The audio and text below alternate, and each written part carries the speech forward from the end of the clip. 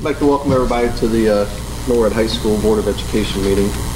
The Norwood School District Board of Education follows a bi-monthly meeting schedule. The first meeting of the month is called our committee meeting, and at this meeting we discuss fully our agenda for the board to make their decisions to be held on the third Thursday of each month. As board members, we encourage you to attend, watch, and listen to our committee meeting discussions resulting in the actions at the board meeting. For full disclosures, our committee meetings and board meetings are always audioed, videoed, taped, as well as posted on our web page for your viewing. All of our meetings are public and visitors are welcome.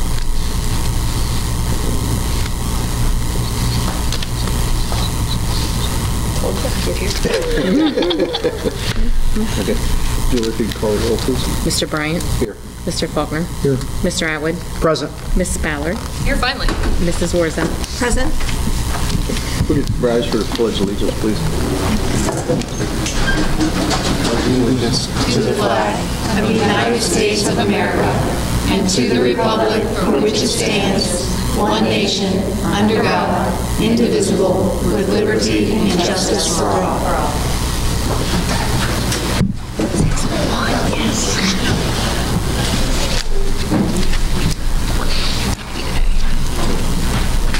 Let's see, item 1.04 would be the adoption of the agenda.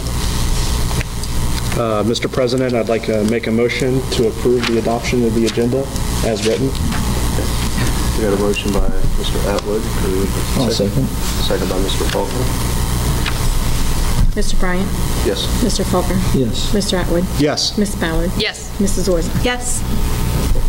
The next item on there is the approval for the minutes of the regular meeting on December 20th, 2018. All motion? We've got a motion by Ms. Ballard. Second? Second by Ms. Orza. Mr. Bryant. Yes. Mr. Faulkner. Yes. Mr. Atwood. Yes. Ms. Ballard. Yes. Mrs. Orza. Yes. Next item would be the approval for the minutes for the tax budget hearing on January 8th, 2019. Actually, go through all of them. Yeah, can we And put go them all 106 to Yeah, 109. 106 through 109. The next one, 107, would be the approval of the minutes for the record committee hearing agenda. 108 would be the approval of minutes for the organizational meeting. And 109 is the approval for the minutes for the committee meeting. I'll make the motion to approve the minutes for items 106 through 109. Motion by Mr. Atwood, I'll second. second by Ms. Ballard. Mr. Bryant. Yes. Mr. Faulkner. Yes. Mr. Atwood. Yes. Ms. Ballard. Yes. Mrs. Orza. Yes. Next on the item would be presentations. Thank you, Mr. President. Well, good evening, everyone. Welcome to our board meeting. We're so glad you're here. Most of you are here because you want to hear about our rising stars, but our first presentation tonight is actually to honor our board members. As you can imagine, these are elected officials, and they serve heart and soul to our Norwood City School students. I'm proud to say that all of our board members are Norwood graduates, so their work could not be more personal. So in the month of January, all across the state of Ohio, we honor and recognize their time, their commitment, and I like to say heart and soul. This is very personal work. This is where we live, and this is where we graduated. And so we are looking forward to all those children that are going to come up through the ranks and perhaps someday serve in some capacity in our community. So I'd like board members for you to, when I call your name, come and stand in front. You know Mrs. Haviland's going to want a photo. And of course, we have a special certificate for you. So Mr. Bryant, you are first. Mr. Bryant is our board president. Mr. Scott Faulkner, Mr. Brandon Atwood, Miss Amber Ballard, Miss Valerie Orza, who is our vice president of the board. Please give them a round of applause for their donation of their time.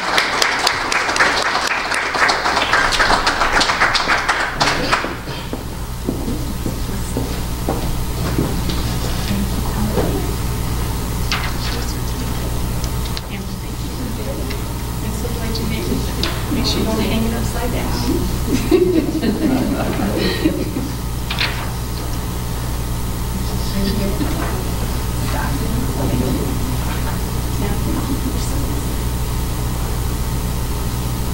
Hadlin. Would you like them in 2 rows or all in one? How about 2? The ladies in front.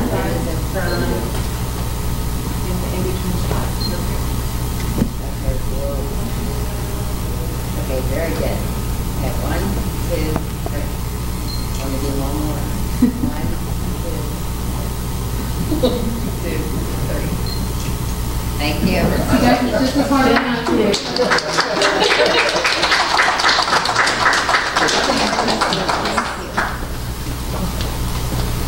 So rising stars, you'll do the same thing. You're going to come down, but you're going to stand on our carpeted area after I read a little bit about you.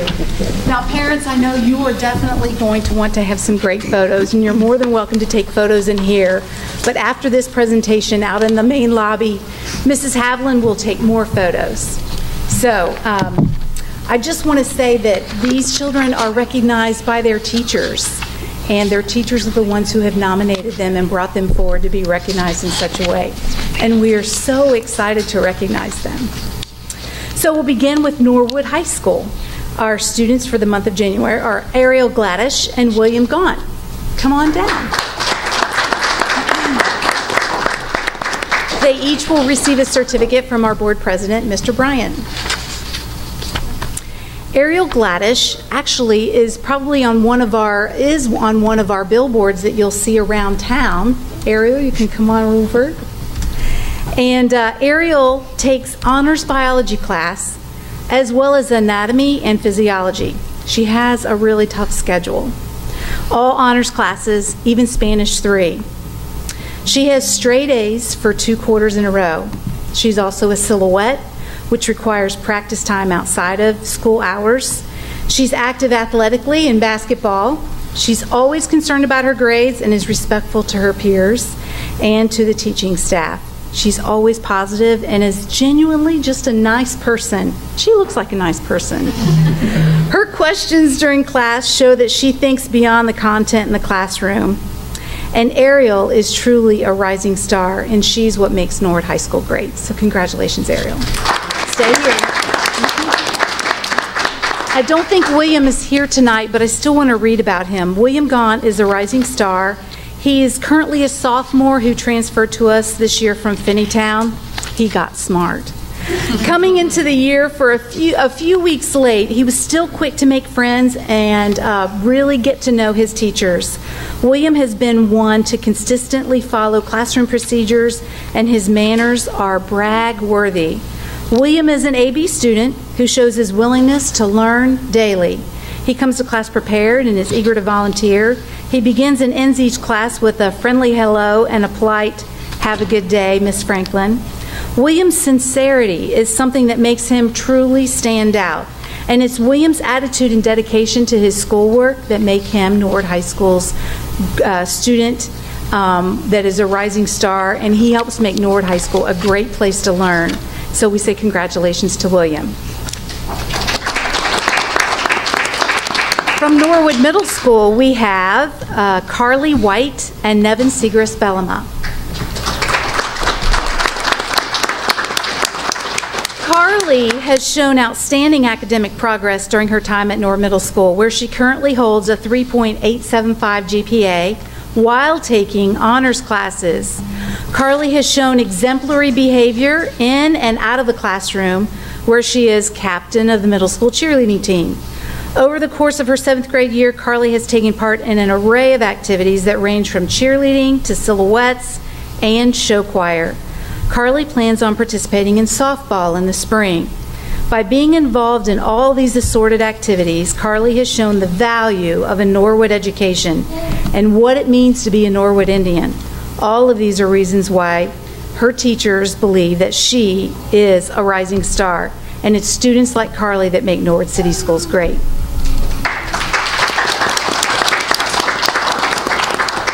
Nevin Segrist Bellama is a fantastic representation of Norwood Middle School pride. He's a hardworking, respectable student who cares about his classroom performance and making sure he gets the most from his education. He's also helpful to others. He's kind and respectful to his classmates and staff members. It is students like Nevin that make Norwood City Schools great. Congratulations. From Sharpsburg Primary and Elementary, we have Jacob Jackson and Olivia Nelson. Thank you. Jacob Jackson is a student that every teacher is fortunate to have in class. Jacob is a tremendous student for several reasons. Jacob, first and foremost, is a tremendous worker. He rarely needs reminders to complete work or stay on task, and often he asks if there's anything more he can do. Jacob is very conscientious of his work. He takes his work very seriously. He never hesitates to ask for clarification. Besides his super work ethic, he is a caring classmate with a big heart. Jacob's always there for people around him, student, adult, friend, or even stranger. He would be the first to help a classmate clean up a spill or comfort a teammate who's hurting during a game. Jacob is one of our 6th grade Sharpsburg ambassadors. One of Jacob's responsibilities is to welcome substitute teachers to Sharpsburg Elementary. He greets them with a warm smile, shares our procedures, and our very important SHARP student expectations and incentives. Jacob plays many sports, however, his favorite sport is baseball. Jacob hopes to one day play in the Major League Baseball game, or on a team. His dream is to play in the World Series. He is willing to put in the hard work and dedication it takes to get there, and he's very close with his family, especially his cousins. He likes outdoor activities, especially fishing. Sharpsburg Elementary is lucky to have Jacob as part of their community, and it's students like Jacob that make Norwood City Schools great.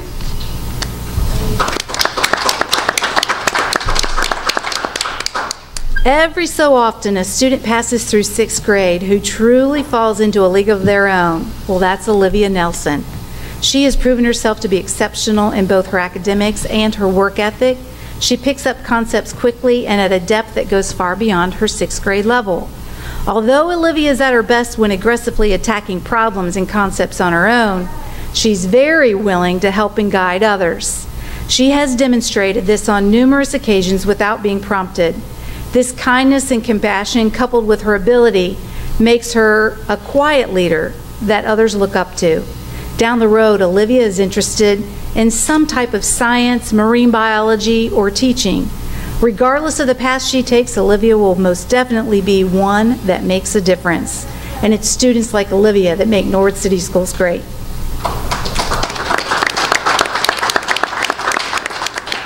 Norwood View Elementary Rising Stars for January are Cheyenne Phillips and Presley Spicer. Cheyenne Phillips is a Norwood View Rising Star for the 6th grade. Cheyenne greets everyone with a smile and goes above and beyond in the classroom.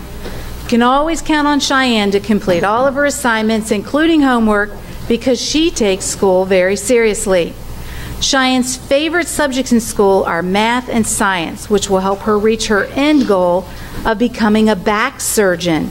And when she grows up, besides being an exemplary student, Cheyenne enjoys playing out on the playground with her friends at recess.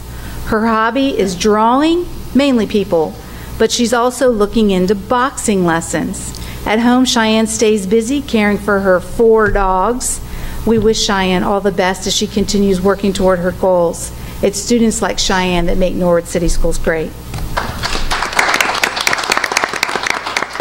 Okay, the Rising Star for Norwood View Kindergarten in Miss Stanford's class is Presley Spicer. Miss Stanford says she's a joy to have in class. Presley comes to school each day with a smile on her face and ready to learn. Presley always tries her best and has worked hard to meet her academic goals. She is loved by all of her friends and adored by her teachers. She's a good citizen, leading the class with her model behavior. Presley loves to draw, create things with Play-Doh, and make eggs with her dad. She hopes to be a professional chef and own a bakery. Granny is teaching her to make heart cakes, which will be featured at her bakery. We are proud to call her Norwood View's Rising Star, and it's students like Presley that make Norwood City Schools great. From Williams Avenue Elementary, we have Journey Clark Isham and Lily Centers.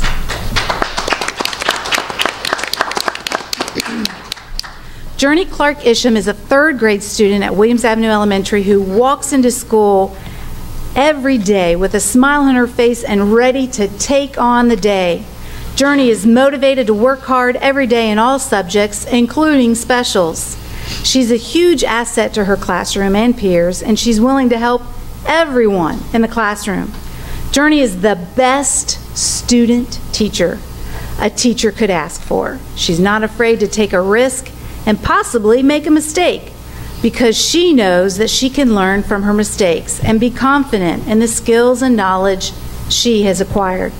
She's always sharing her thoughts and insights to better herself and her classmates.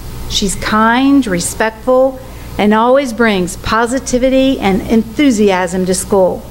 After school, Journey likes to go to the library with her brother to read. She also enjoys roller skating and spending time with her friends on the weekends. When Journey grows up, she would like to be a teacher or a lawyer. Journey embodies the enthusiasm and passion required to not only be successful in third grade, but also to be what every student should be at Williams Avenue and life in general. Journey is empathetic to others, but she displays great resilience and strength beyond her years. All of these wonderful qualities will continue to help her achieve whatever goals she sets for herself, and it's students like Journey that make Norwood City Schools great.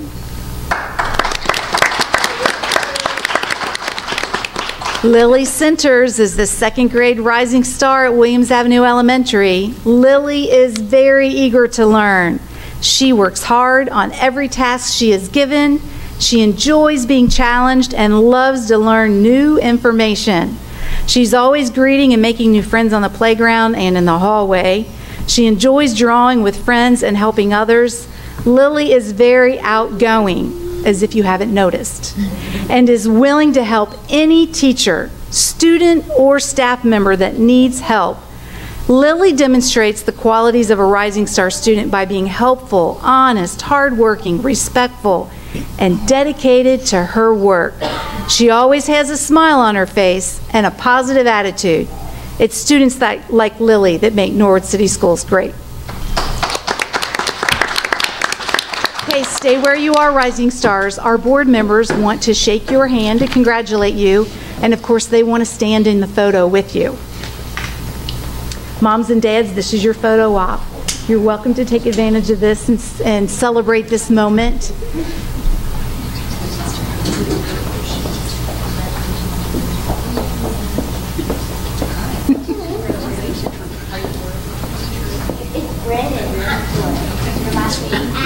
Yes.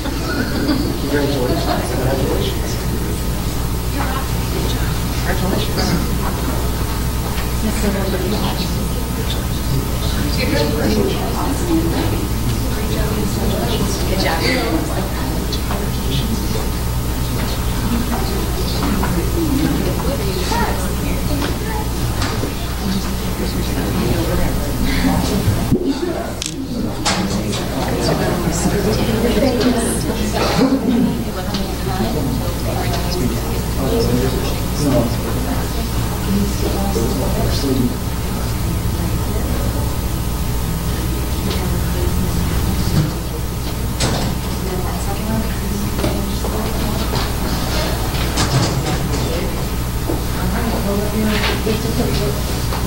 Okay. Everybody look here. 1, 2, 3.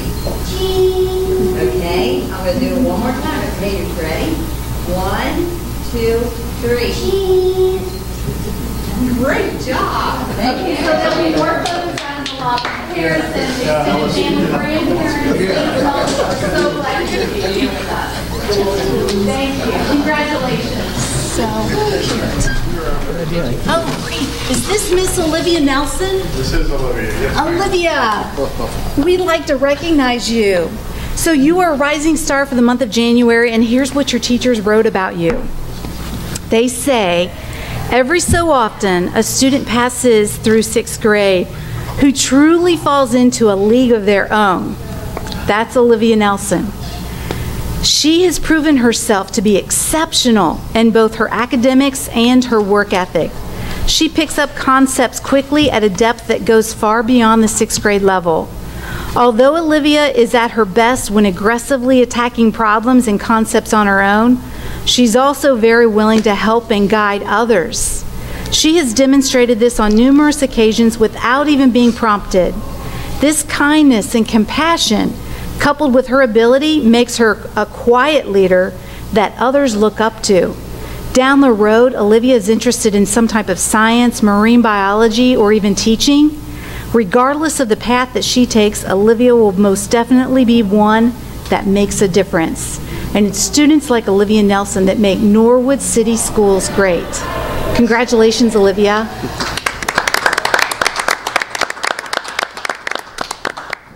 Can I shake your hand? Congratulations. We're so very proud of you. Keep up the good work. And there are photos being taken out in the lobby, so make sure you love it. You're welcome. Okay, next item on, everybody's ready, would be the Education Committee report. Ms. Bauer? Thank you, Mr. President, Board. Only one item for your approval this evening. I'd like to motion to approve the Norwood High School Program of Studies for the 2019-2020 school year.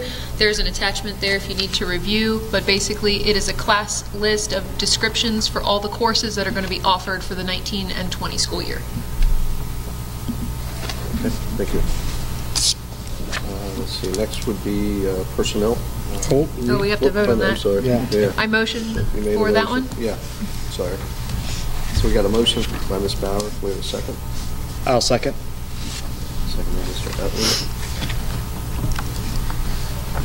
Mr. Bryant? Yes. Mr. Faulkner? Yes. Mr. Atwood? Yes. Ms. Ballard? Yes. Mrs. Orza?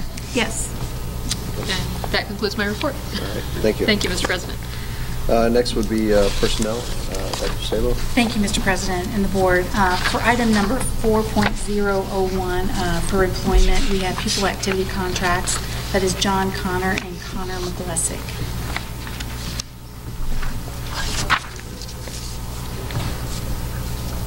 A motion to approve? Okay. Motion by Ms. Ballard. Second. Second by Ms. Orza. Mr. Bryant? Yes. Mr. Faulkner? Yes. Mr. Atwood? Yes. Ms. Ballard? Yes. Mrs. Orza? Yes. Mr. President, for item 4.02, we have a resignation. Patty Jenton.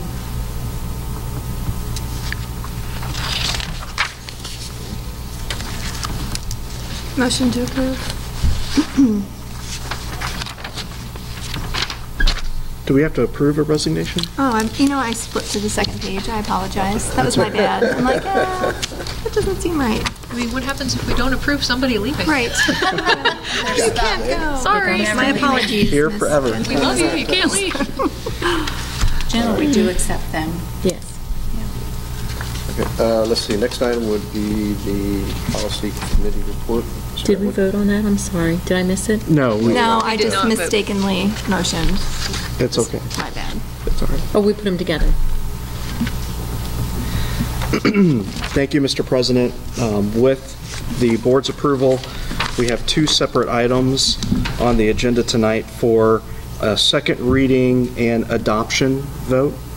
The first item is our public participation at board meetings, file BDDH, which is also file KV in our policy manual.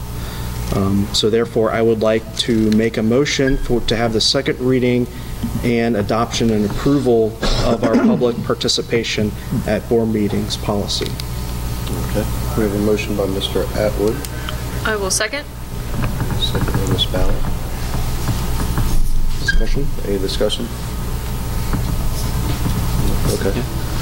Mr. Bryant? No. Mr. Faulkner? No. Mr. Atwood? Yes. Ms. Ballard? Yes. Mrs. Orza? Yes. The second item on our agenda under policy is a revision of the reduction of professional work staff policy, which is file GCPA-2-R. Again, this is the second reading and approval and adoption vote Therefore, I make a motion that we approve this version of that policy. Do we have a motion? I'll second. Second, Mr. Faulkner. Any discussion? Mr. Bryant? Yes. Mr. Faulkner? Yes. Mr. Atwood? Yes. Ms. Ballard? Yes. Mrs. Orza? Yes. Thank you, Mr. President. That concludes the policy committee report. Okay. Let's see, next would be buildings and grounds. We have 2 items listed there. One is for NACO opening day, which will be April 13th, Shea Stadium at 9 a.m. And then next will be Clark Montessori High School swim team practice. So it's good to see we're getting some more use out of that. More use out of the pool. Yeah. And those are 2 items I have on there, which I'd like for approval from the board. So you made the motion? I'd like to make a motion to approve, yes. I will second that motion. Mr. Bryant? Yes. Mr. Faulkner? Yes. Mr. Atwood? Yes. Ms. Ballard? Yes. Mrs. Orza? Yes. Let's see, next would be the Finance Committee report. Thank you, Mr. President. With your approval, I will combine 7.01, 02, and 03. All other items under finance will be separate. 7.01 is our financial reports. They are available for your review and approval tonight, as well as our construction change order spreadsheet and our enrollment report. 7.02, our appropriation resolution, and 7.03, then and now purchase orders, are attached for your approval. So we have 1, 2, and 3. Okay. Mr. President, I'd like to make a motion to approve items 7.01, 02, and 03. We have a motion by Mr. Atwood, I'll second. second by Ms. Ballard. Any discussion? Mr. Bryant? Yes. Mr. Faulkner? Yes. Mr. Atwood? Yes. Ms. Ballard? Yes. Mrs. Orza? Yes. 7.04, we have 2 liquor license permits. They are separated out. The first one is Stoney's Pub and Grill at 5400 Carthage Avenue.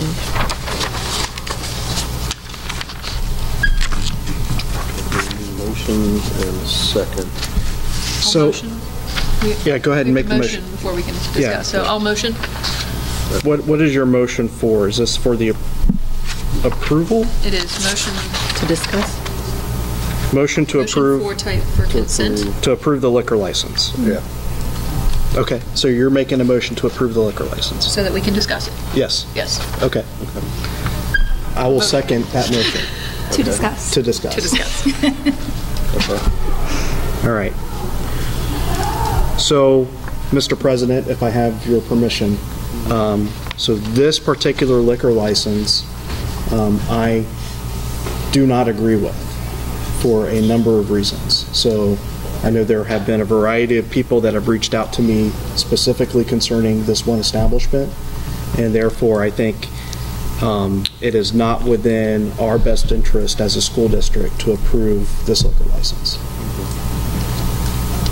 Do we know if, I realize there's a time limit on submitting these for a state level. Do we know if we have already passed that, and is this actually a moot discussion for the district? Well, most of the time when they're doing, when the state sends us out for a liquor license and stuff, it's basically to find out if you want to approve it or not. If you don't approve it, then you have to go up to the state to plead your case. It's basically, we're letting you know we're going to be offering a liquor license to this establishment. I'm just wondering if we have waited too long to reply to the state level, and maybe they've already made a decision. I wasn't sure. No, I know applying for it usually takes about 13 weeks Okay. to get a license right now. We're switching over ownership. Okay. It is my understanding, Mr. President, that regardless of how we vote on this application, that more than likely the state will just file our objection if we decide to object, Yes. and we'll end up doing what they want to do anyway. Yeah. So, again, that shouldn't take us away from doing our due diligence, but that's my understanding of how this will proceed. Yes, that's the way we'll proceed with it. Okay. It's just they're just giving you the opportunity to voice your opinion. Correct. Any other discussion? Ready for roll? Mr. Bryant? No. Mr. Faulkner? No. Mr. Atwood? No. Ms. Ballard? No. Mrs. Orza? No. Thank you. Number 2 for Jabril, 1922 to 1924 Sherman Avenue. Again, a liquor license. Okay, we'll need a motion and a second to open it up. I'll also motion. Motion by Ms. Ballard, Second? second by Ms. Organ. Any discussions? Again, Mr. President, if I may, now I haven't received as many or any complaints about this establishment. However, I think for the consistency of us, I think we should kind of move in the same direction.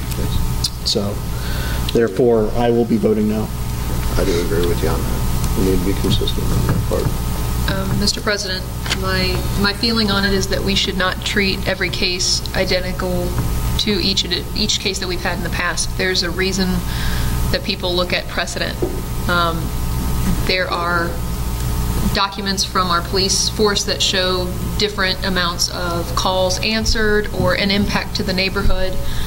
This establishment has been a gas station that has served alcohol for as long as I have been in Norwood as a resident since birth, probably even before that. It's also located maybe 50 feet from another establishment that's even closer to the school that already also sells liquor. So removing that license doesn't really affect that corner in particular for how they do business in terms of what they've always done. They have no real police history or negative reports from our officers in response to that location. So to say that it is on par with the type of record or history that the other establishment had would be doing a disservice to our community member who has done something in the community very consistently for a very long time. They have set no precedents of behavior to show that they are a risk towards our school. So I will be voting to support this particular situation. I agree with Amber. I think we're looking at two different things. One that's, serving alcohol in a setting where, it's open public drinking, not public, but they're in a building, but rather than just selling closed containers to people who are then leaving. I think there are two different types of things. If we were voting on a bar or a pub or something on this corner, I would, vote the other way, but I'll be a yes.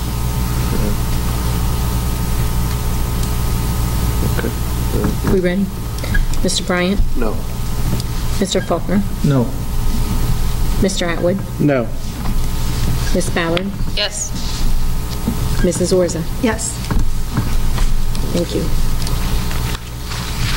7.05, an agreement to hire an independent contractor. We've received a grant through Interact for Health, and the way most grants work, this will be a flow-through. Money comes in, and we spend it to help the grant achieve their goals. So we are the fiscal agent for this grant, and according to our attorney, the best way to make this happen is to hire them as an independent contractor. And then this is just grant money that we're getting for Yes, yes, it will not affect any of our regular district funds at all. This is a grant that Deb Robison worked with, I'm trying to think of the organization right now, but essentially its goal is to raise the age level for students to have access, or children to have access for vaping, things of that nature. And so it's community work. However, oftentimes those communities are not set up to handle a donation or a grant of this nature. That's why we are asking for your permission to agree to be the fiscal agent. So how this will work is Glenna Edwards will approve of the time that this person, and I'm trying to think of her name right now, it escapes me. She works through Miami University. Lauren Bartozik, Dr. Lauren Bartozik. She is actually a resident here in Norwood. and so has a real fire for keeping our students safe from juuling, vaping, and wants to raise the age limit. If you're familiar, Cincinnati Public has actually, or Cincinnati, the city of Cincinnati, has raised that age number through actually putting it on the ballot. And so this is a grant that through Ms. Robinson's community work, and there are many grants of this nature actually through our, Safe Schools efforts that provide for such a grant to be used and for us to be the fiscal agent. So we're just bringing them to you a little bit more differently because we want to be very clear about the work that we're providing and allowing to take place in the community. So, do we want to discuss it now, or do we want to make the motion and then discuss it? Need to make a motion, put it on the table. Okay, so I'd like to make a motion to approve the agreement to hire the independent contractor Interact for Health. Okay. I'll second. Second by Mr. Feldman. Okay. So this is all done, Mr. President, through ASAP? Yes. Here in Norwood. And so, so as I look at this, the grant total amount is just under $74,000. Over 3 years, I believe. Is it 2 or 3 years? 2 years. 2 years. 2 years? And it can't exceed that amount. Mm-hmm. Okay. Because they get a dollar amount for that contractor per hour. Mm-hmm. Are we going to be renting any space or doing anything other than being the actual fiscal agent for this? Not that I'm aware of. Okay. Are they planning on interacting with our district or our students during business hours, or is this completely something that's off-site? It's perhaps that there will be some education Okay. with regard to the myths that are associated with vaping and juuling. Okay. So like a workshop or a Informational. presentation, Mm-hmm. bring the kids to the auditorium. Okay. And she talked also about giving the children a chance to actually learn why it's bad and then to be spokespersons for it so that they can get that experience of how to defend what they believe in. Yeah. Okay. Any other discussion? Mr. Bryant? Yes. Mr. Faulkner? Yes. Mr. Atwood? Yes. Ms. Ballard? Yes. Mrs. Orza? Yes. 7.06, the resolution dispensing with statutory bidding procedures due to conditions of urgent necessity. So this, Yeah, I'd like to open this up for discussion. Yes. Well, we have to have a motion I'll first. motion. Cool. Yeah. I was about to. Yeah. sorry. We're running into each other tonight. All right. Motion by Mr. Atwood. No, actually, it's Ms. Ballard that made the motion. Okay, Ms. Ballard. I'll second. Second by Mr. Faulkner. I'd like to open this up for discussion, because this was something that we did not get a chance to discuss in the committee meeting. No, it's not. So if I may ask our superintendent, could you please, in detail, explain to us this proposal? Sure. So this proposal is put to you not only by the treasurer, but also by myself. And I'd like to, in detail, explain a little bit about what urgent necessity is. Urgent necessity is when we come to you and ask you to approve something, generally based on a timeline. So urgent necessity in this case is us asking for you to approve for us to work with a lease option for modulars to be placed on the grounds of Sharpsburg Primary, so that when we go to do the construction on the primary, we can move students out of the primary into these modulars for a temporary period of time. Hopefully it's just for a few months at the end of the school year, maybe April and May. And hopefully with the contractor that we hope to get, which we don't know who that will be, but that they will agree to have that amount of time as well as the summer to complete the primary. And then for the start of next school year, which would be August 2019, that the preschool, kindergarten, first and second grade students go back into their home at the primary building, and then we would use these same modulars for the elementary students at Sharpsburg. We vetted a number of ideas when it came to moving students to North Norwood. When it comes to construction, we vetted the idea of transporting via bus students, separating them by grade level and moving them across the district. We vetted moving all of them up into the new wing of the east wing of the middle school. And what we essentially came down to is we know that our constituents really believe in their neighborhood schools. And we know that it would be most disruptive to move families, students from their neighborhood school, particularly when you're talking about the elementary grades. This is also something, with regard to modulars, that we can replicate this same model as we move to the other elementaries to reconstruct.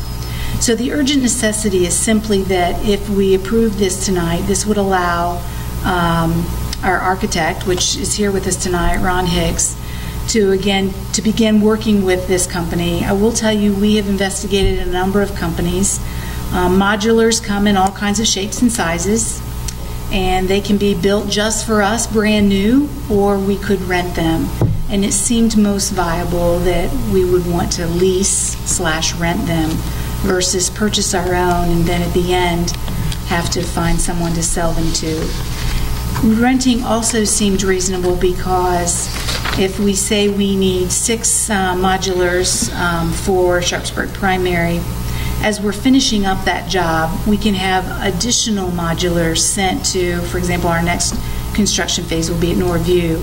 So since you're working with a company of this nature, they can go ahead and have them set up at Norwood while we're still leasing some at Sharpsburg, and we don't have to wait for people to get out of modulars to start construction in another phase of our work. So urgent necessity just does that. It allows us to not go out to bid. If we were purchasing modulars, we would need to go out to bid because it's an expensive amount. It's a large amount of money to spend. But because we are renting/leasing them for a period of time, it requires us to come to you under the guise of what is called urgent necessity.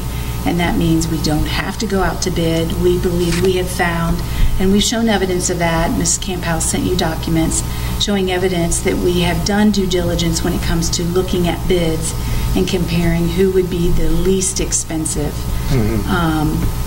person to rent or lease from.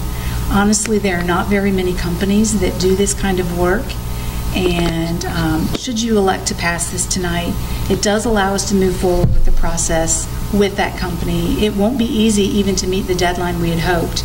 We'd hoped for the last 2 months of school, which again, the primary students are not tested.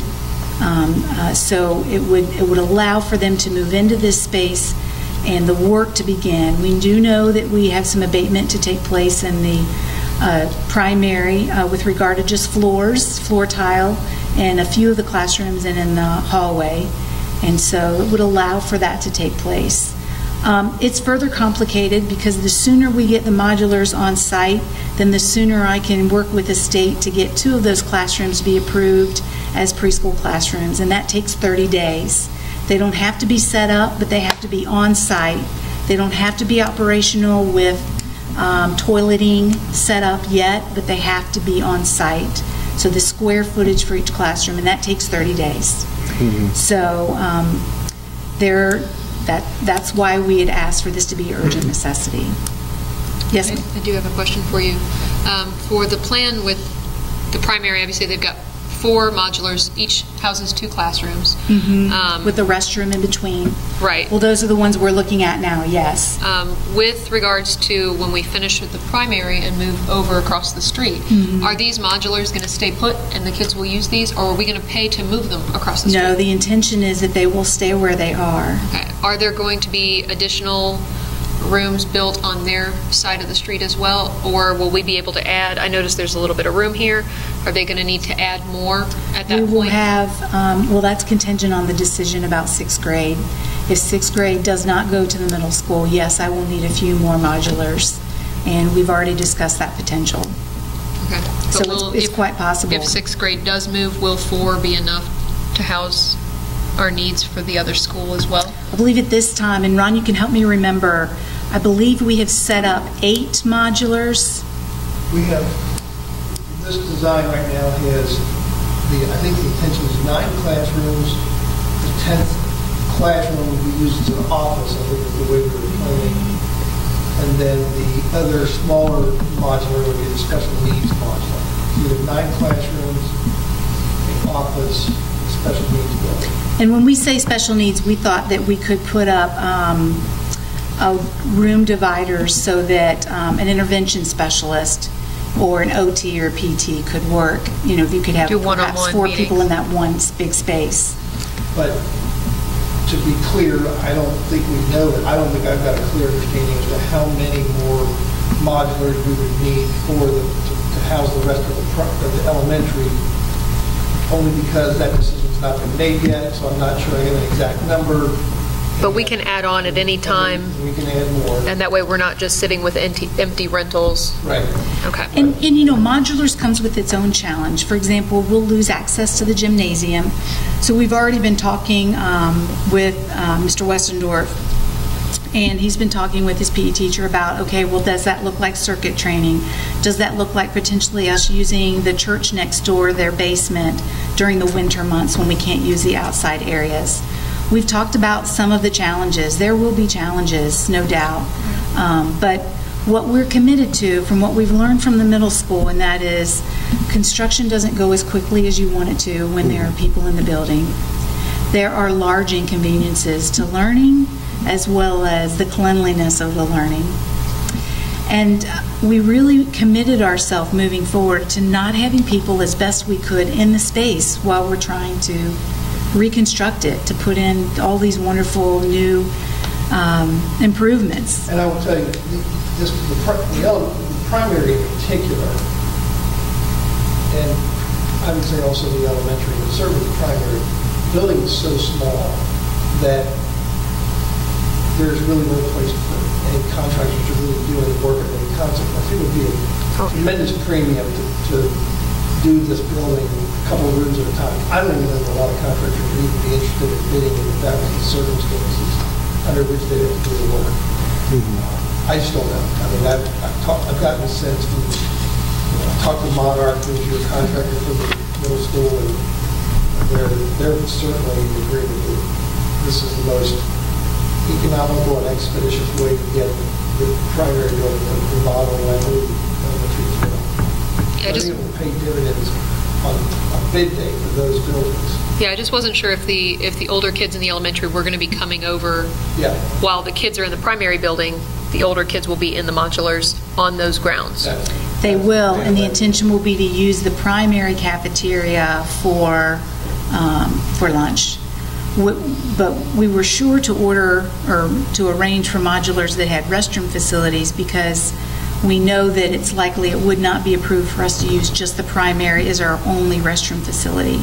We needed modulars with restrooms in them. And Mr. Hicks just shared with us, actually we were also working to arrange, we were concerned about security as well as mobility and ability to get in and out of these modulars. And Ron, do you want to share a little bit about the containers? So, brand new idea that came to light when I've worked with Mobilease over the years. They did a couple of modulars for me a couple of years ago. So I contacted them first, and then I contacted Pac-Man for a second proposal. And Pac-Man came to the table with a great deal of opportunities that Mobilease could not offer you. Pac-Man had rental units, where I don't think Mobilease had them. More importantly, Pac-Man came to the table and there was an interest in having covered walkways between the buildings.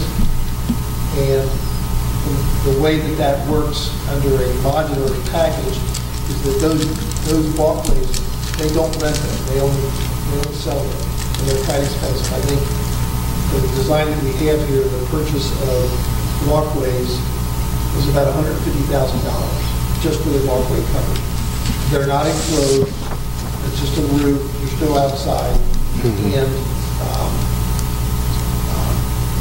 then you own them, and then they would have to be removed and moved over to the other site. And the foundations have to be put into the ground to hold them to the ground. So Acronym came to the table and said what they've done recently is started to use shipping containers for corridors. So this design, and it's part of the proposal, is for them to rent shipping containers, place them between the units, and create corridors, connecting corridors that are roofed as well as fully enclosed on the sides. They basically take the shipping containers, they take the end doors, they put them all the way around, in the back, button them in, seal them up, and you'll have a fully enclosed steel corridor that is out of the weather. There'll be lights strung down it, there'll be fire alarm devices put in those corridors. I don't know for sure. Children's Hospital uses the. Yeah, I've seen them. Several hospital I think the VA had them too. Very creative. Send it to. And, He would never. So this proposal includes about $115,000 in modulars. In containers. But that's a rental? It's a rental, yeah. And then we can move those around as needed also? Yes. And like I say, that it was $50,000 more than that to buy the other ones. They're not fully enclosed. And then that would have also required foundations that these units do not require. So I feel good about enclosing the students. And, we anticipate this going through a winter season when the elementary students come across the street. Yeah. So that felt really good about keeping them enclosed. And I would like to ask, the modular units are equipped with emergency exits as well? Okay. Heat and air conditioning, restroom facilities. They may have a closet. Most of them, Beth said, were carpeted. She said some have tiles, some are carpeted. So VCT, I'm not sure. They will have fire alarm,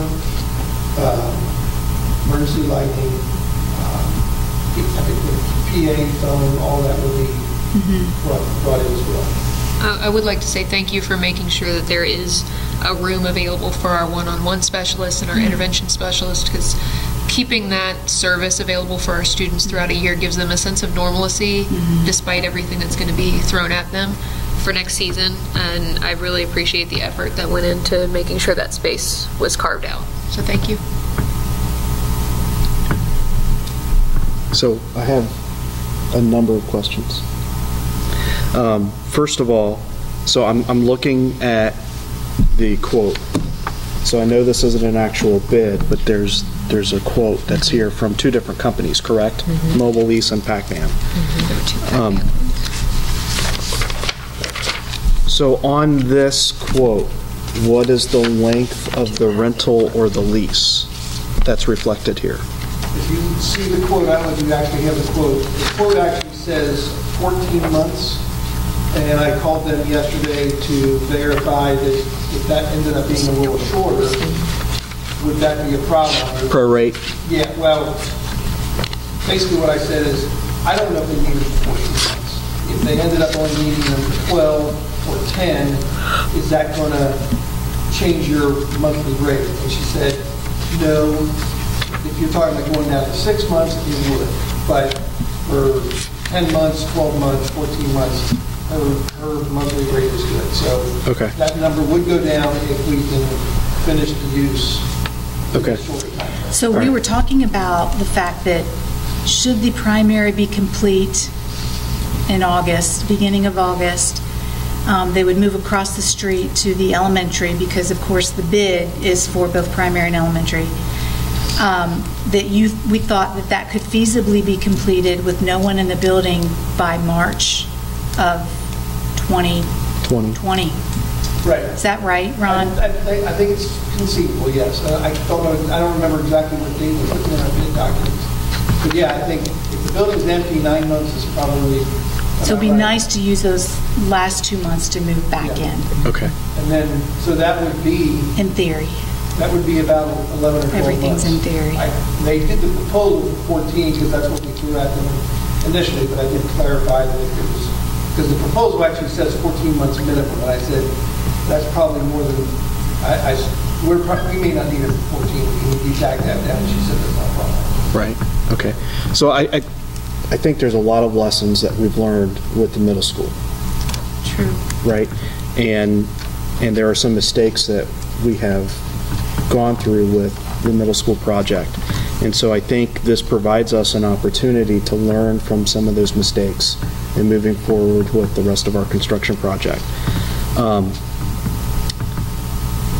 Some of the concerns that I have with this is, number one, this is a very large amount of money.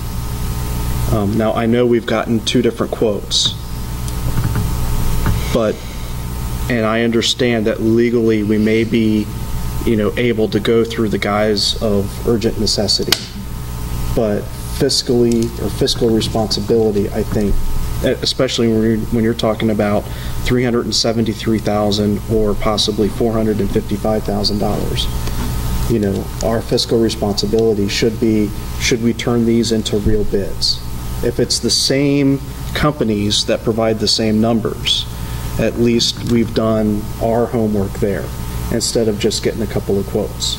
Now, I know that's, verbiage, bid, quote, whatever, but I think turning these into actual bids, even if it's just the same 2 companies, and I understand the fact that there's very few people in the industry that do this in this area. Okay, I completely get that. I mean, I work in an industry where we're like a sole source supplier, so I run into that all the time. But I still think the responsibility to our taxpayers is to turn this into real bids. And if we can do that as quickly as possible, the better. Let me just clarify, just make sure you understand. These are not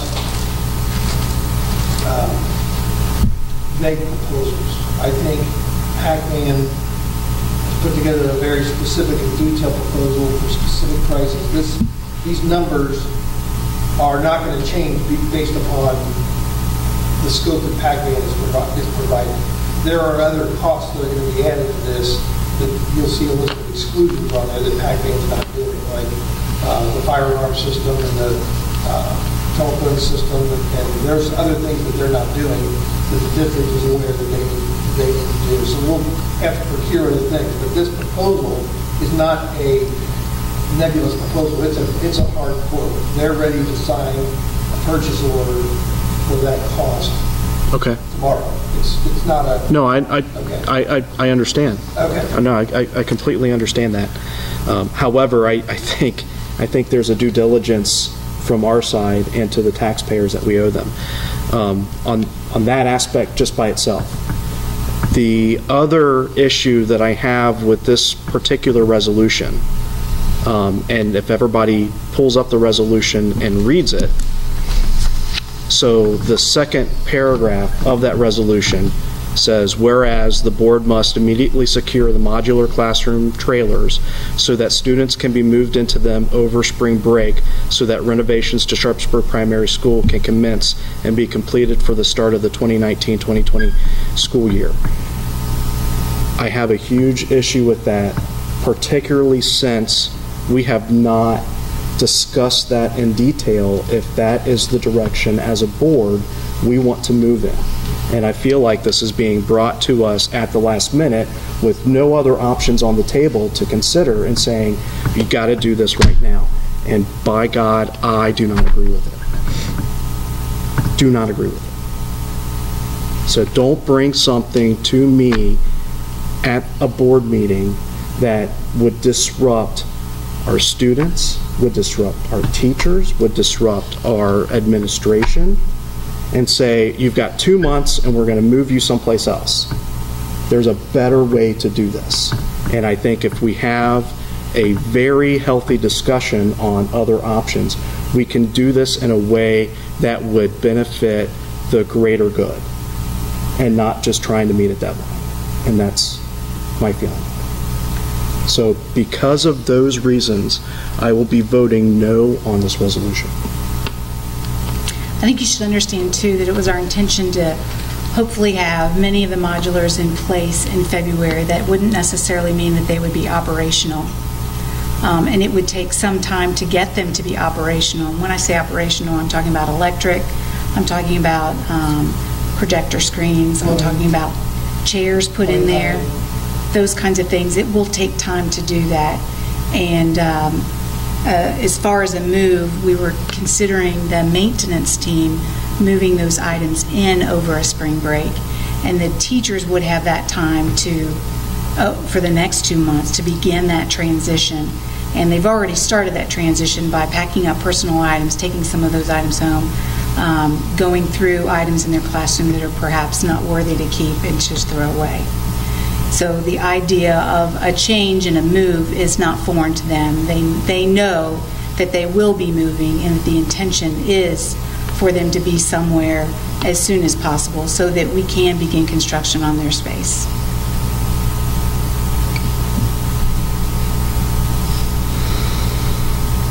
Another thing I'd like to say is that according to the law, Ohio law, the ORC does not state we do not have to bid for the lease, regardless of the amount of money. We do not have to bid to lease anything like this. We are being extra careful and extra cautious to do the urgent necessity resolution because this lease is attached to construction, because we wouldn't need those modulars unless we were doing construction. So our attorney has advised us to do the urgent necessity language just to be extra cautious, but we are going above and beyond the law. If we, just doing urgent necessity, even more would be so if we bid it out. That would be way more than the law requires. I have to. As I said, the challenge with bidding is that it does push things back and the increased cost, because putting together a bid package to bid this thing, there's engineering costs, there's architectural costs that have to be negotiated, approved, then the engineering work done.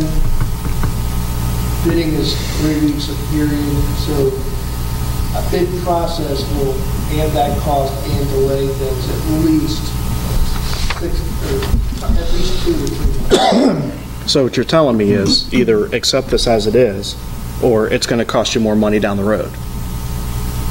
That's what I believe, yes. Okay, all right. I believe we will. I think we've got a tremendous opportunity here to snatch up an opportunity that presented itself that. No, I understand that, but trying to meet a deadline that we set ourselves, right? So we decide when this project should be completed and how long it should take. That's true.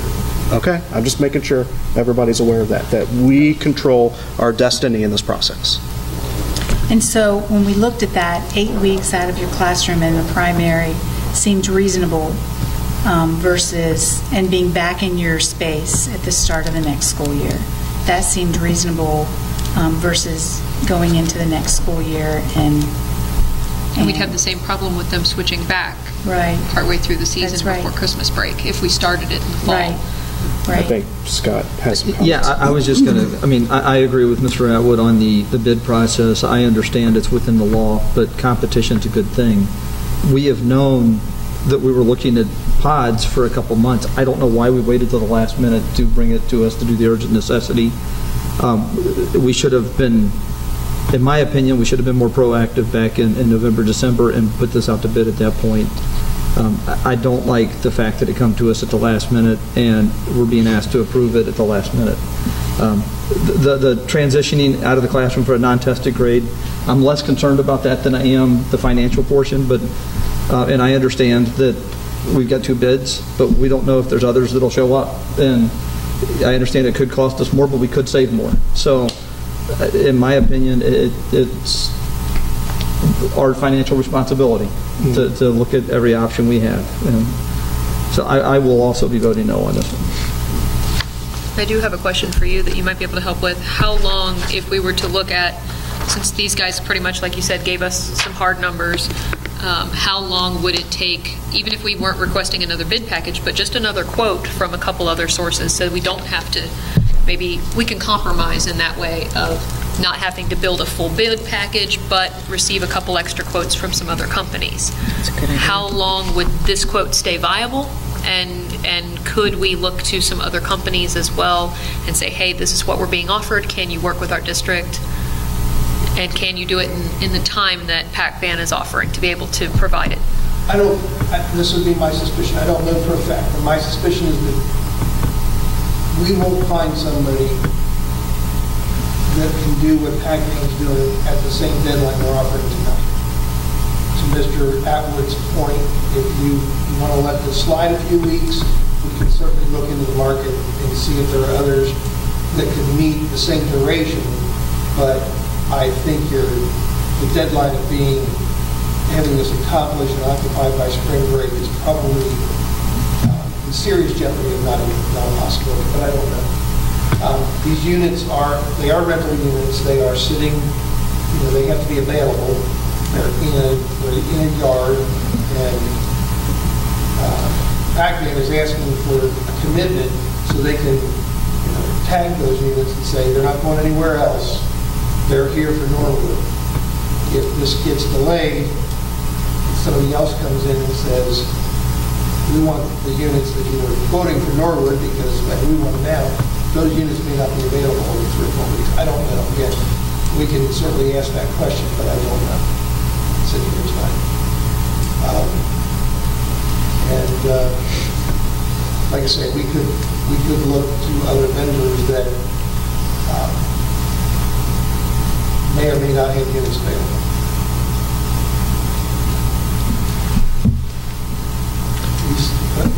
What I've learned as well is that the last time I did modulars, we actually had brand new ones built. But those are very long lead times to get constructed. They have to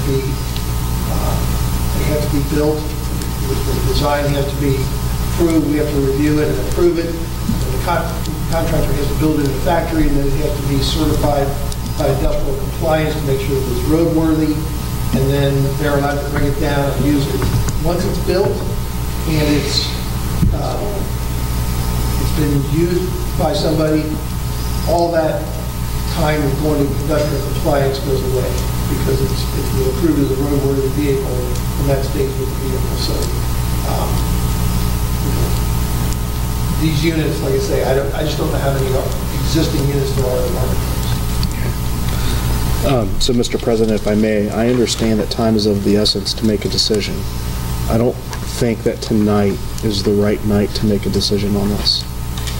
However, I do understand, or I would be in favor of possibly looking into a special meeting if that's something everybody else would be willing to do, to have a more in-depth discussion. Okay. Is that the motion? Well, the motion is to approve. Okay. Are you making a motion to? I'm just stating my willingness to have a special meeting if we wanted to not wait until our next committee meeting in order to make a decision on this. How many more companies that do this are even in our tri-state area that could get these to us? Professionally, you said there aren't many, so how many would we be looking at? I think I know one other, but I have not had anything to do with them. I don't know if they have rental units or it's sales units. I don't know. I'm sorry. So what time frame, if we did what Mr. Atwood was saying, have another meeting next week, what time frame are we looking at? We would have to have a drop decision on this, besides tonight, to be able to stay at least somewhat on the time schedule. Again, we would have to talk to PAC-VAN to see if this schedule is threatened by waiting a week. I don't know. It may slide a week. I think, but again, we're trying to meet that deadline of the spring break, so that kind of falls back to your guys if you want to be in the union's time. Potentially not having it done by spring break. And again, we won't know until we talk to them. I feel like we're being held hostage with trying to make a decision like this tonight. I mean, I'm sorry. That's just how I feel. And I'm sorry that you feel that way. I don't know. I didn't see that coming, and I certainly don't feel like anybody did that with intention. It was just.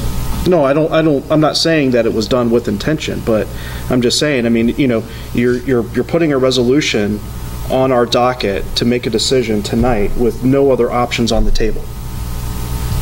And I think there are other options that we should be talking about, other decisions. Now, there's going to be other consequences with other options and other decisions that we could possibly, and other avenues that we could possibly go down, but we should have that discussion.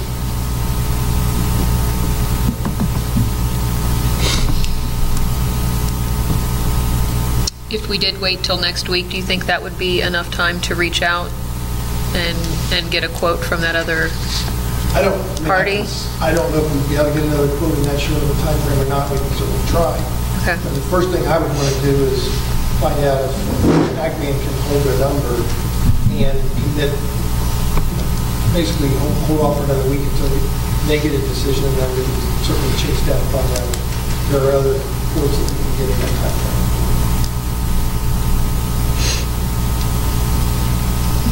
I think if I could just bring up a point that we haven't discussed yet, is that would be placing these modulars in the spring, having approximately 2 months used, but then over summer months, they're empty. Correct.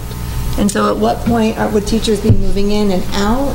And then, I mean, I'm just, I wouldn't want someone to be concerned that, oh, well, here we're paying for these and they're just sitting there for, a couple of months. No, actually, they'll be providing quite a bit of storage. But they would be stored, so they would be in use at that time. And that, we discussed that as viable, that, for example, if it's your classroom, it's possible that someone from across the street, the elementary, would also have some of their items in there also to help with that transition, that once the primary is ready, we can move your things out, and then the other teachers' things are there already. That's the hope. But that's if things work the way we want them to.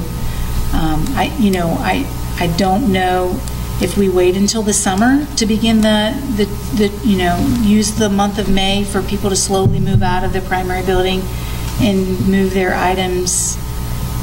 Well, I guess they wouldn't need to move any items. We would just leave their items in the classroom, and then construction would start June, July, and I suppose that they could move into the modular in August, September, until, maybe for 2 or 3 months until the primary's finished, and then we can, over Christmas break or winter break, move people over. I mean, we don't have to have the primary ready in August. It just seemed like the least and that does intrusive. seem like the less disruptive thing, which I think is important to hear.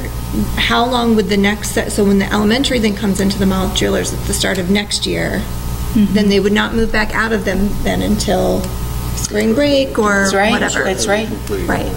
So that to me sounds much less disruptive for our kids. Right. Rather than having this, if we don't do it at spring break now and we wait until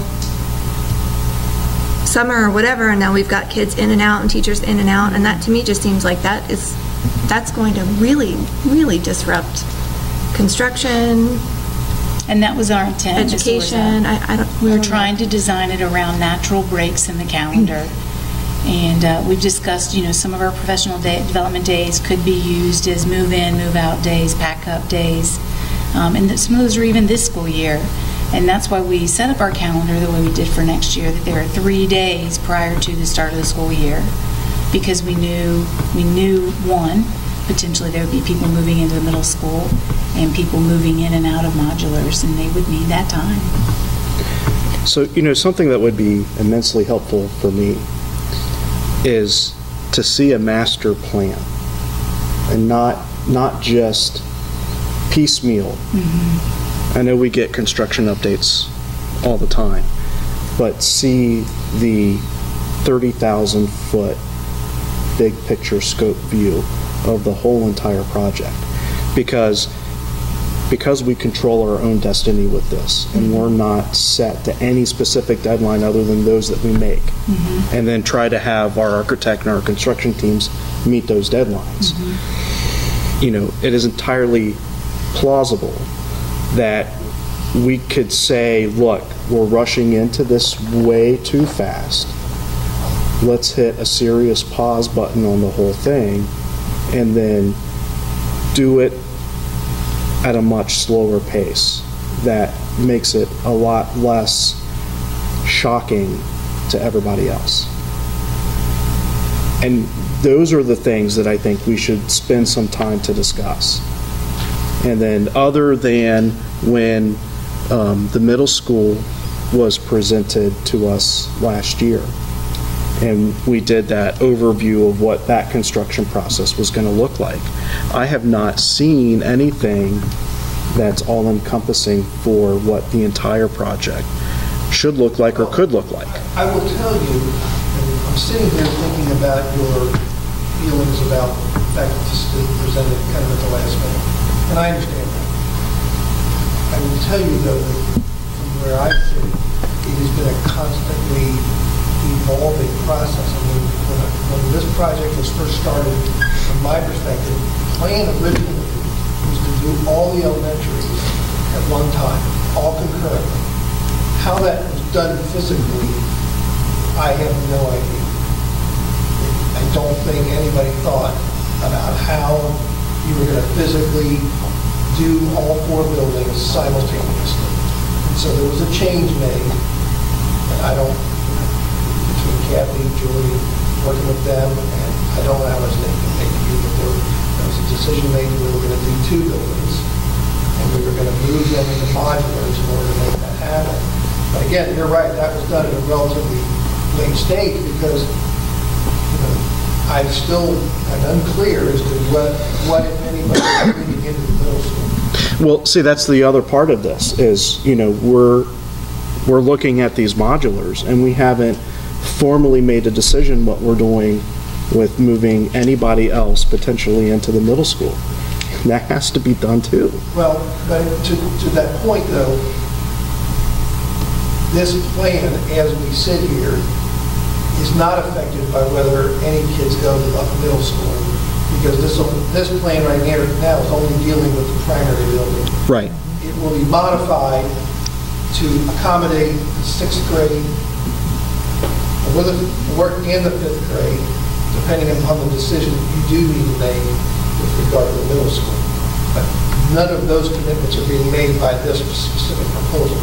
Right. This only houses the elementary school kids themselves. Yeah. But again, I'm equally waiting for some clarity of right. What is the plan, and I'm not sure how you guys get to that conclusion, but I don't see this proposal having any effect on the 5th and 6th graders. Right. So what would help me out, and I can only speak for myself, I can't speak for my fellow board members.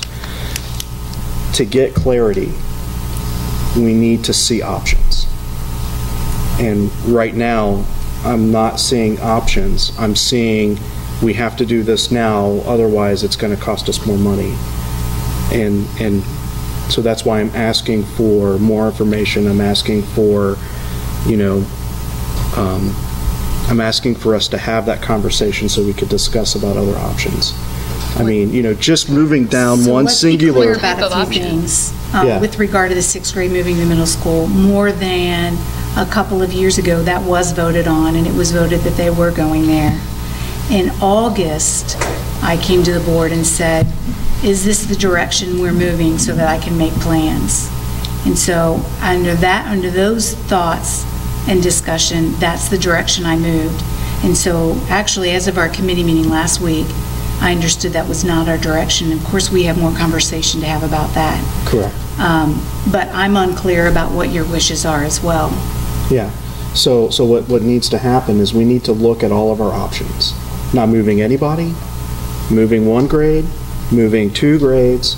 We need to sit down and look at all these options, have a discussion about them, and then finally put a decision on the table to be made with that. But do it after we have a healthy discussion. But like he said, that's not going to impact the start of the primary. No, this is a completely separate issue. Right, but I'm saying, I think we could do that while we get started with the primary, because this proposal is irrelevant to that happening, because they would still have to bring in buildings, or we could get rid of buildings, that kind of thing. But either way, this is how many we need. You can do these activities concurrently while committee is. Correct. I think we could approve the start of this with the contingency that That's we fine. need to sit down and have a discussion about the next step. Start the primary on time. Let's get going and displace the least amount of students and teachers possible for the least amount of time. Yeah. And in the next couple of months, nail down what's going to happen as of August. And we now know for this kind of, I think we're all thinking, oh, next year, that next summer, and we're not really thinking that we need to do this 6 months out. Now we're learning. This has to go November, not January.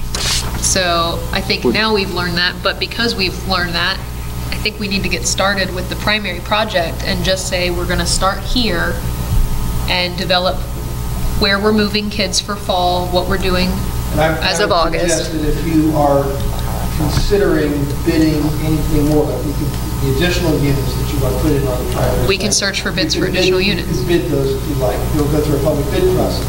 But you're going to need to make this decision as to what you're doing even sooner. I think you need to make this decision in another 4 to 6 weeks so that if you decide to bid it, you have the time to prepare the bid documents, solicit the bids, and have those units ready for the fall. So you're exactly right, Amber. The timing is very front-loaded, especially when you're doing a public bid process. I've done a lot of construction, even on my own home, and sometimes it's just a matter of, okay, you got to start now, or you're not going to start. And it sucks to have to do it that way, but I do think you're right. We can rebid after summer. We can start looking for further developed plans on where we're going to move kids. But regardless of that, we have to start at the primary. The best time to displace those kids would be over spring break. I get that. I agree with the time frame. I do. I think that's understandable. Right. I think that non-testing grades, like I said, it doesn't affect me. It doesn't faze me as far as moving them out a little bit early so that we can get started. Right. The whole thing is, I don't feel right about the financial portion of it. It was brought to us earlier in the week to vote on tonight. We've known about this since the beginning of the school year. We've talked about this for a couple of months. This should have been bid out. It should have been bid. We should have done our homework on it financially. I understand there may only be one other place that we know of, but there may be places that we don't know of that do the same thing, and they may come in and undercut this price by $50,000. If they do, that's our financial responsibility as a board to make sure that we're looking at that. If it costs us an extra $10,000 or time frame to get that done, well, if we're doing our due diligence, my responsibility is to the children and to the taxpayers. And I understand that the time frame could be compromised. I get that. But I don't feel comfortable voting on this at the last minute. I feel like Brandon said, I feel like that we're being held hostage on this one, not because of the time frame or anything, but because of the way it was presented. I don't like the way it was presented. Would anybody have a problem if we have a meeting on the 29th? Give us a chance to maybe see if we can get another bid, go over some numbers, what everybody's schedule look like on that. Kind of gives us a week to kind of get some stuff together, make sure we got everything. And, we'll roll the dice on whether or not, We still have to vote on this tonight. Can we vote to table? Well, I mean, we have a motion on the table right now to approve this urgent necessity resolution. If we get 3 yes votes, then this meeting on the 29th would be obsolete. Yeah. So I think we have to, I think we have to either, who made the motion? I motioned to open it. So either Amber can withdraw her motion and then somebody can make a new motion, or we vote on the existing motion and depending on the outcome, then can decide our next step.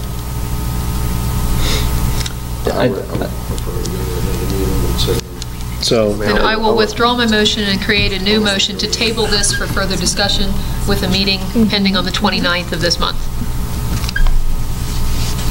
Okay, the motion is, Amber's going to withdraw her motion.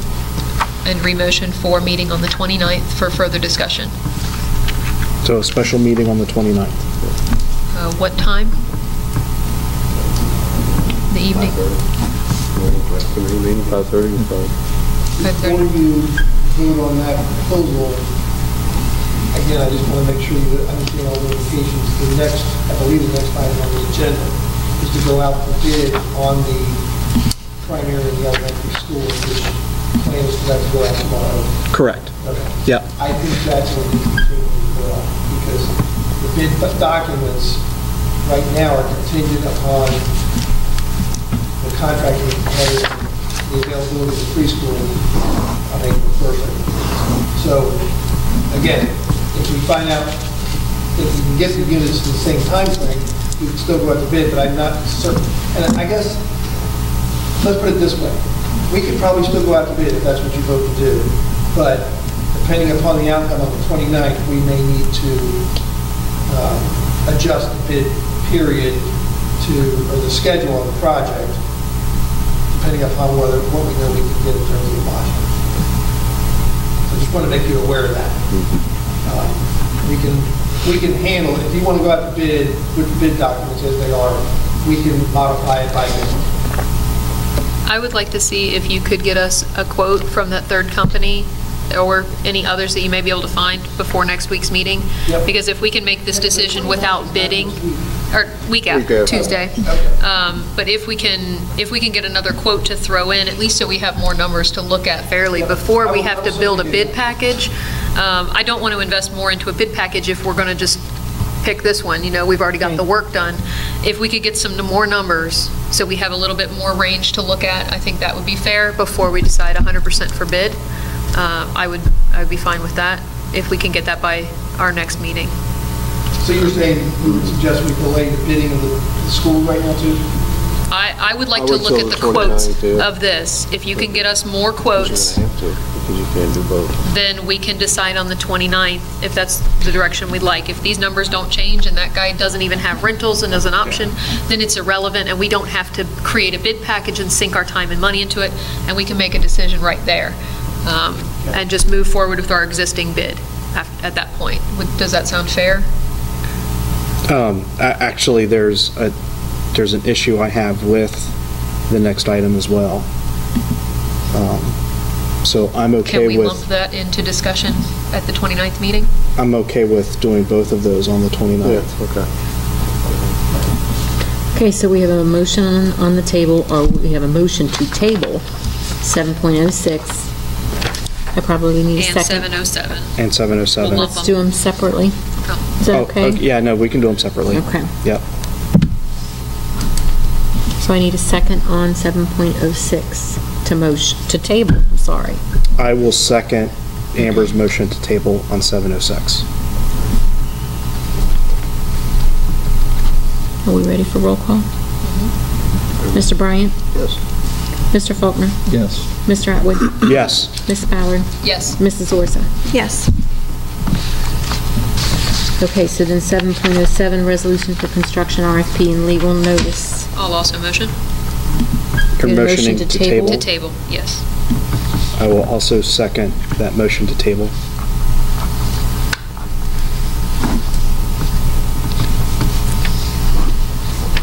Mr. Bryant? Yes. Mr. Faulkner? Yes. Mr. Atwood? Yes. Ms. Ballard? Yes. Mrs. Orza? Yes. And that includes finance. Everybody get all their teeth. Thank you. Thanks, Ron. I appreciated you taking the time to stay here. No problem. Yeah. And, I will jump on this tomorrow. Okay, all right. Appreciate it, thank you. Okay, next is hearing of the public, and we have nobody because they probably already left by now.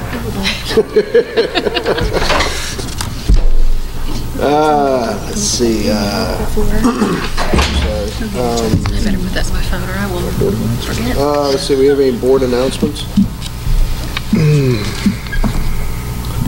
Nope. All right. Next item would be superintendent's report. Dr. Sable. Thank you, Mr. President and the board. We do have good news to share. For more than a few years, Norwood City School District and the Board of Education has been committed to providing our students access to high-quality technology. And previously, students at Norwood Middle School had access to Chromebooks when they arrived to school. This month, every student in the middle school has been assigned their own Chromebook to take home and bring to school each day. This is what we call one-to-one. And this new effort will afford our students access to their school technology and learning anywhere there's a wireless connection. We really believe this is a step in the right direction. I want to let you know that quality profile is on our website, and a quality profile of this nature will be completed each school year moving forward, and it will tell our story of our dedication to our children, further proving that we are small enough to care and we are large enough to serve, and we're extraordinary at providing a personalized education.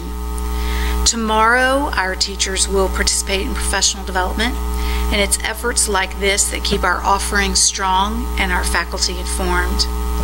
This morning, Norwood View was celebrated as the Duke Energy School of the Week, and we had a wonderful turnout of faculty, parents, students, and community, and this was yet just another positive day for Norwood students.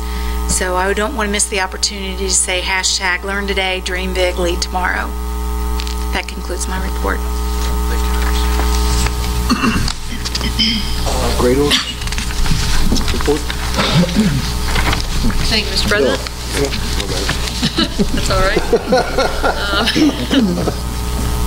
So as the confusion would state, I have taken over the role for Great Oaks contact there for their board of directors. We had our first meeting last week, and it went very well. We got sworn into office along with the new board chair for 2019, Terry Gibson, serving from Laughlin City Schools, and Bill Ferguson is taking over as the vice chair, and he is from the Hamilton County ESC group.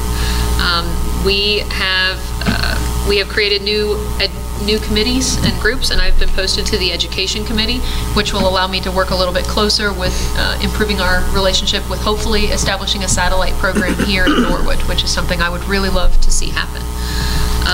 Upcoming events, I've already got 2 workshops on the books for February. February 5th is the Claremont County Chamber's Top Talent event, and it's called Empower Your Team, Inspiring Employee Growth. So working as a board to help grow our teachers and administrators in better ways. I've also been invited by the Ohio School Board Association Black Caucus to join them in Columbus on the 23rd. They are doing an entire day's workshop on improving and developing instructional framework in your district. I'm also meeting with 2 of their program coordinators next week for breakfast to see about what programs are going on right now and how we can include our district more of the programs provided by Great Oaks. They also have created a new seniors only program. It got approved by the board at the end of last year, and that is a program that is starting with training in a couple of the local school districts for nursing and some technology, more STEM-based type programs, so that kids who want to go in tech or medical fields have a better option close to home. So that has gotten approved. That concludes my report for Great Oaks. Thank you. Thank you, Mr. President. We have a rather lengthy report this time from Mrs. Ferguson. Beginning with elementary, the Art Museum of Cincinnati will be making visits to each of the elementary schools lasting 5 weeks each. They'll be studying literature history through different art mediums, so that's exciting. Looking at numbers, View is at capacity with 70 students, and each of the other elementaries are still have openings. Sharpsburg has 13, and Williams has 29 openings. The family nights at the Newport Aquarium have begun, and as well as the Art Academy of Cincinnati will begin this month. Beginning, well, I don't know when it's beginning, but 8 weeks prior to state testing, they'll start to offer reading tutoring after school. They have Fun Fridays coming up with visits from the zoo, the aquarium, school aid, and the NPD. And it says here that they're beginning planning for the summer blast camp, but I know that even myself as a parent already received enrollment forms. I think it was last week. So that is really, really exciting. I know a lot of parents were hoping that that information would come out a lot sooner than it did last year, and so I think that's a really big win for their summer program. At the middle school and high school, they're adding 12 new clubs, and the schedule should have been out already for that. They're hosting an attendance challenge and giving incentives at different increments for coming, and this was part of the think tank that the Student Advisory Council has worked on. And they're beginning their Girls STEM Bike Building Club in February, which sounds really cool. And that was made possible through a grant from the Greater Cincinnati STEM Collaboration. What else do we have? They are, as Amber's filled us in a little bit, that they're looking at an American Sign Language Club through St. Rita's, and they're still trying to determine whether it's best to bring them here or to take buses to their facility. The GLOW is being planned for the end of the year, and they'll begin planning at the end of the month. We have Kind Flash coming up, which if you haven't already donated winter items, they'll be packaging them up in little Ziploc baggies, and then you'll see them all throughout the city in places that are accessible to folks. And you can contact, I think, Liz Wu or Laura Ferguson to help donate or to help distribute with that. And then the spring clothing drive will begin in February. And that is it for the Avenues for Success report. Take this, was it? Let's see. Board. We have legislative, which is me too, and I may need a drink because there's a lot on this one too. So there were 7 laws signed into effect by Governor Kasich. House Bill 58, which requires the Department of Ed to include supplemental instructional materials on cursive handwriting in the ELA model curriculum. Back to cursive. Back to cursive. Which is great. I'm excited. I think it's a good skill. It's a good one. House Bill 66, which requires public schools within 2 hours of the start of the day to notify a parent if the student does not arrive at school or has not been excused from attendance. House Bill 291 allows school districts, among others, to purchase an employee dishonesty and faithful performance of duty policy instead of individually surety bonds for those who are otherwise required to give a bond. House Bill 338 qualifies licensed chiropractors and medical professionals on the National Registry of Certified Medical Examiners to perform annual physicals on school bus drivers. And House Bill 477 requires civil immunity protections for instances in which mental health services are not provided or procured by school districts, schools, board members, and employees, revises certification requirements for employment of paraprofessionals, and eliminates non-operational and outdated educational provisions. And then we have House Bill 491, which extends alternative high school graduation pathways to the classes of 2019 and 2028, which we discussed a lot at the beginning of the year. And it also exempts treasurers from liability on certain cases of in which loss of public funds occur, and revises licensure for pupil service personnel. Our last bill that was signed is House Bill 508, which requires certain public school employees to undergo youth suicide awareness and prevention training once every 2 years. And that concludes the legislation report.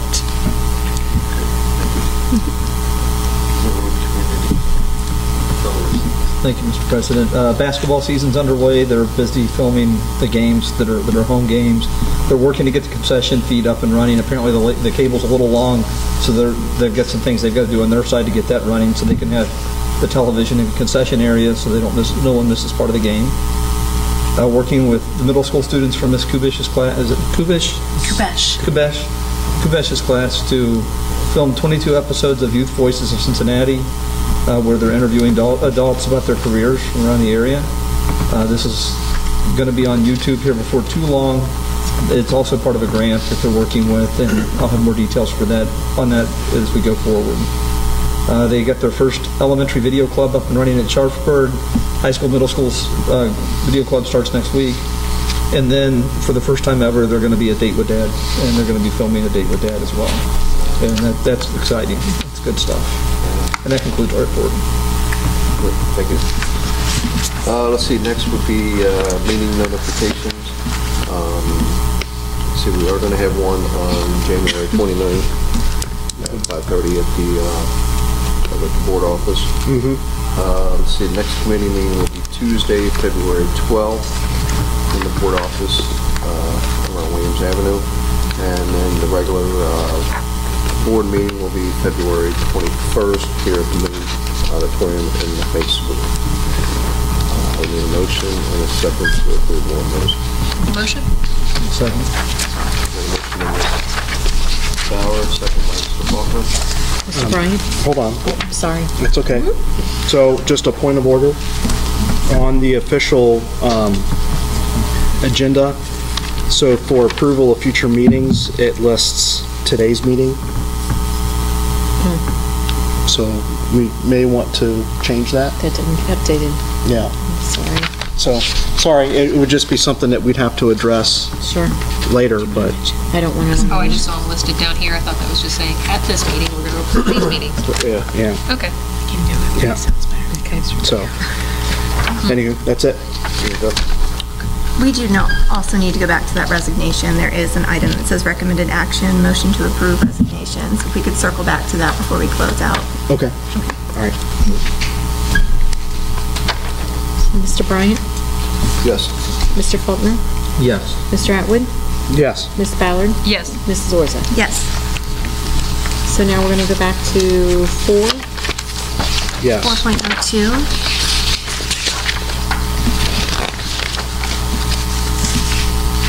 Motion So I to had a approve. first by Val, right? I will second. Thank you.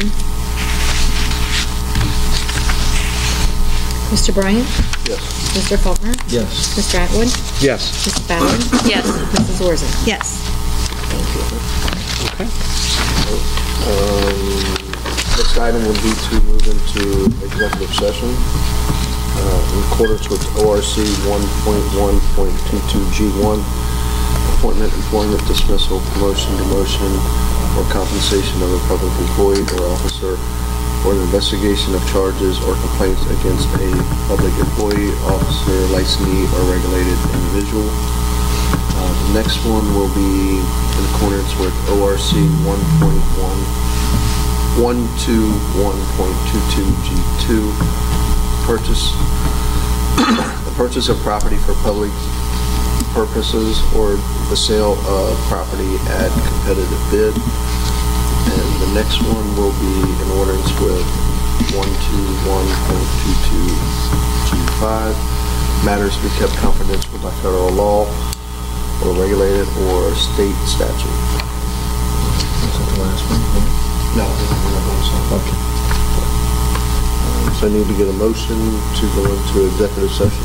All motion? Okay. A motion by Ms. Ballard. Any second? Second? Second by Ms. Orza. Mr. Bryant? Yes. Mr. Faulkner? Yes. Mr. Atwood? Yes. Ms. Ballard? Yes. Mrs. Orza?